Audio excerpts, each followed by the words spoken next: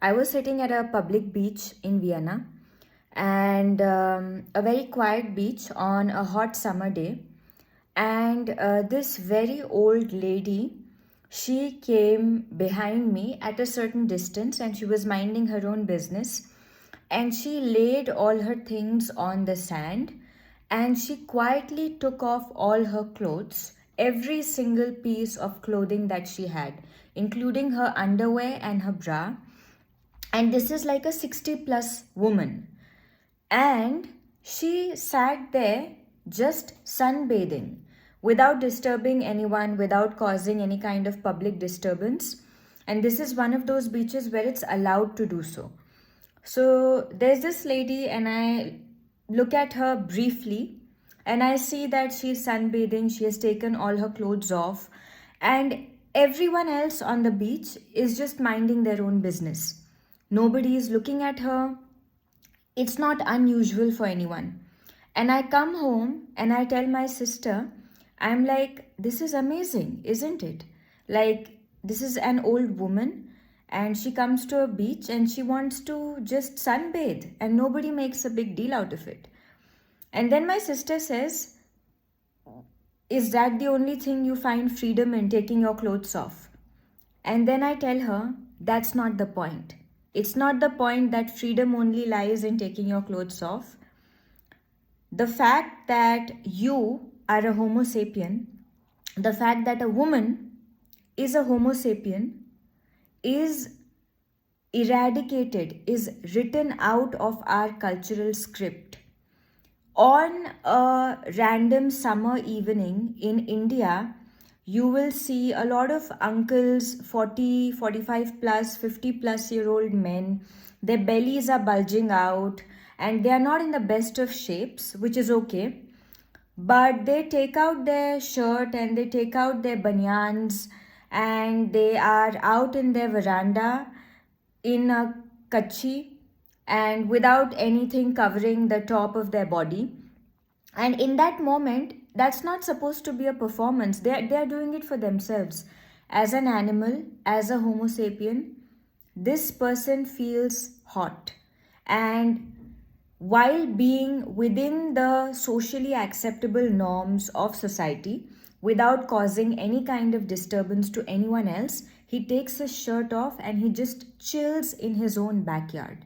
And that's okay for a man, because we don't expect that man to treat his body as if it's meant for consumption by someone else. And neither has that man treated himself like that throughout his life. So he doesn't feel this sense of shame or this sense of consciousness. Also, the culture doesn't expect that man to do that. The culture hasn't indoctrinated that man to believe that his body belongs to someone else, and the decisions he takes or doesn't take with his body in that moment, either to feel good in that moment or as an expression of something in that moment, those decisions imply something about who he is as a person or about his character. The culture hasn't told him that his body is for a woman's consumption and his purity must be maintained because he's a product. And the first woman consumer should feel special because the product is fresh. But that same thing has been written in the cultural script for women. Your body is a product of consumption, essentially. And you have to treat it as such. You have to spend ginormous amounts of money in keeping it presentable. And that's not enough. You have to be pure. What does pure mean? That you've never had sex? You've never been close to anyone physically? Because that will guarantee that you have a golden heart. You're selfless and deep. Your decision to not have sex with anyone will ensure that you are the top grade person for another person to have as a product. I feel religions have perpetrated this kind of thinking more.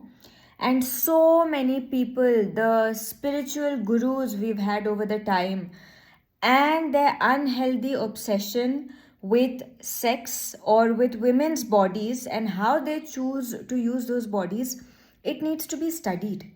Men can attain nirvana, they can attain enlightenment, and still they do not lose this habit of looking at everything through the prism of lust, through the prism of desire. And not all, but quite a few of these spiritual gurus, these religious gurus, either they become absolutely hateful of sexuality, especially in women, and they demonize women as seductresses, as somebody whose existence is to make men lose focus, or they go into that free love zone where let's just have sex, everyone should have sex with everyone, and they start having sex with their own female followers. The highest tiers, the top tiers of enlightenment cannot get rid of this prism of desire through which you look at everything. And a lot of these men are so scared of how governed they are by their own lust, by their own desire, which is absolutely out of their control, that they feel insecure that this weakness that they have can be used potentially can be used by a woman to take advantage of them. And they conveniently forget that the entire reason they have this weakness is because first they have objectified these women as a foundation. If you are capable of looking at another human being as a human being fundamentally, you will be able to call their bullshit out most of the times. The reason these people feel that they will be taken advantage of, and there is this recurring theme of animosity and fear and distrust of women, is because some men, not all, but quite a few of them, even though they have attained what they claim to the world is enlightenment or high levels of self-knowledge, they are still so governed by their lust, and they are so afraid and they are so ashamed of it that it is much easier for them to villainize another woman, to villainize people, the other gender, than to say that I'm afraid because I don't really look at you as a human being. So I approach you with the intention of using you. But I am so blinded by my madness, which tells me that I can use you, that if you were to manipulate me in that instant, I wouldn't be able to catch it. I'm easy to fool because I objectified you, I dehumanized you. So my mind doesn't consider you human. So I don't see a threat in you. That is the foundation of why so much of this purity nonsense goes on. If I may add, and this has a terrible impact, needless to say, on the mental health of young girls and how we train them to look at themselves. A lot of these girls experience abuse, and men do as well. Sometimes they trust someone and they choose to have sex. Sometimes they want to explore their desires and they choose to have sex. So a couple of things that I want to say. Number one is, I genuinely believe that a person, a guy who wants to be with you is not going to care if you have had sex with anyone else before. This is if the guy is genuinely intent upon being with you. Unless you have had sex with 500 people in 12 days, or that also applies to a guy. Unless the number is unusually high, which will make any other person think, is it an addiction? Does this require therapy, or is it something else?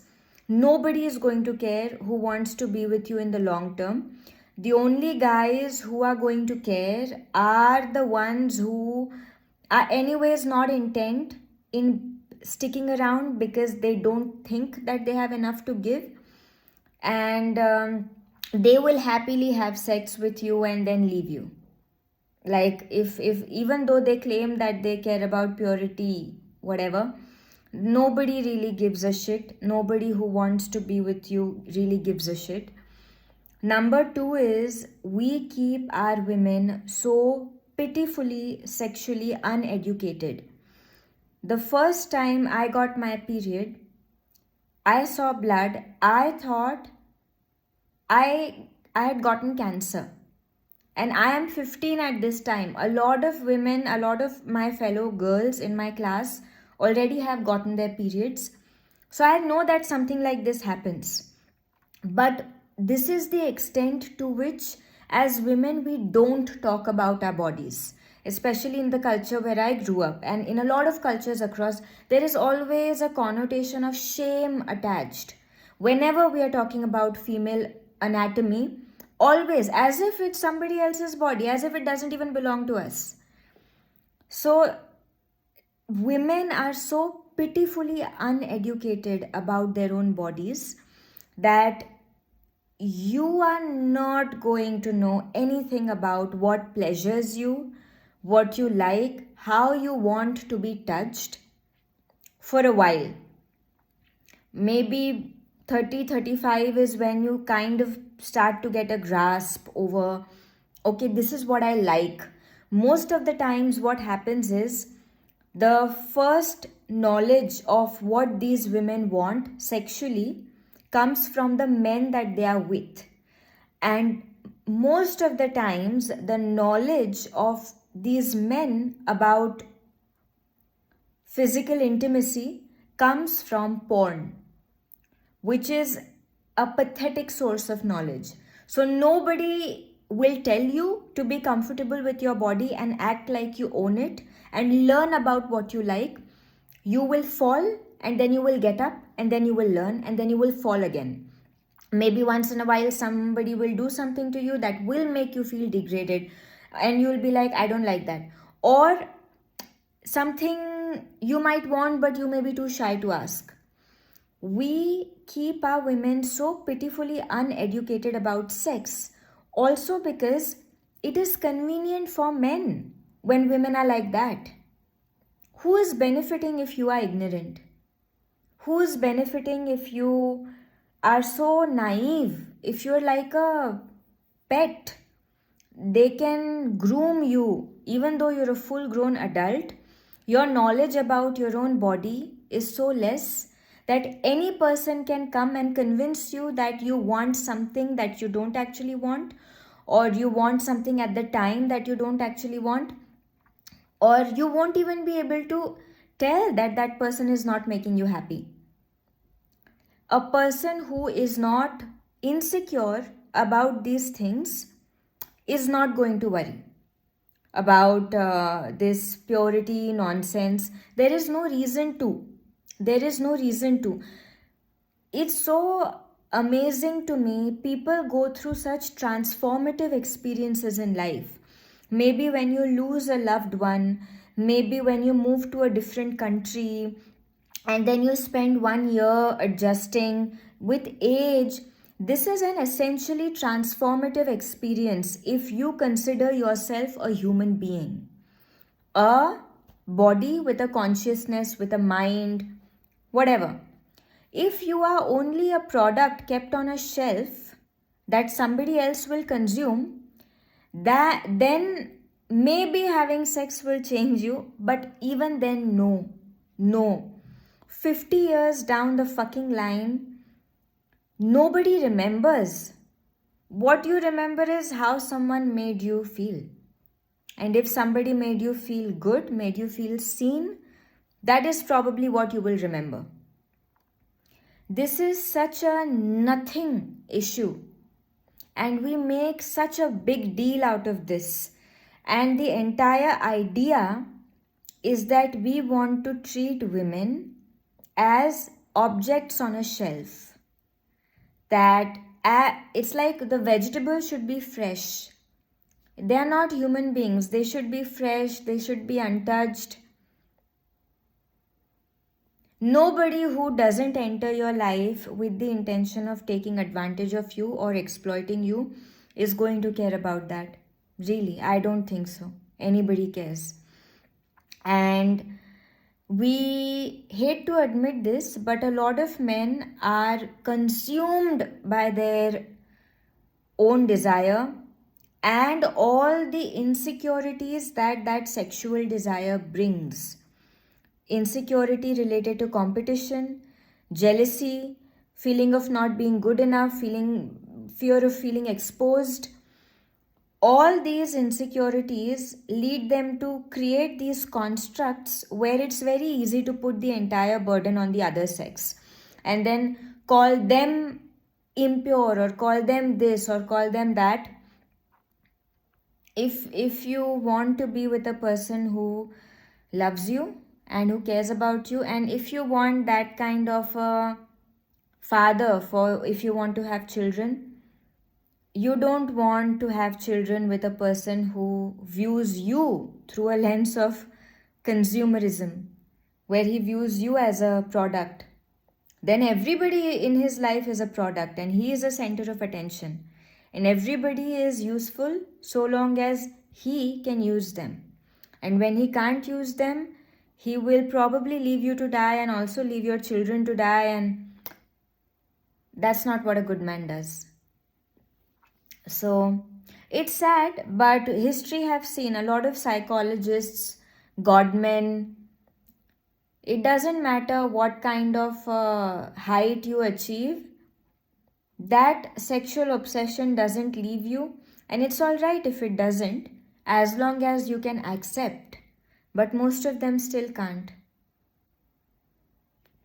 I hope and I know that the women who come out next will be looking at themselves very differently, not as objects that have been created to be consumed by one mighty consumer that runs the world. That's stupid. It is of no value who has touched you. It is of value how respectfully you felt touched, how deeply you felt touched, and as a human being, did you feel seen? You can keep on having sex with someone for years and you never feel seen. What value does that bring? I feel like each of us, we have so much to offer, so much depth, so much within our hearts. And a person who just comes and dips his fingers and oh, that's sex, empty sex, it's a poor fucking person and it means nothing. You have to, our values have to be divorced by how consumable we are to men who are deeply insecure.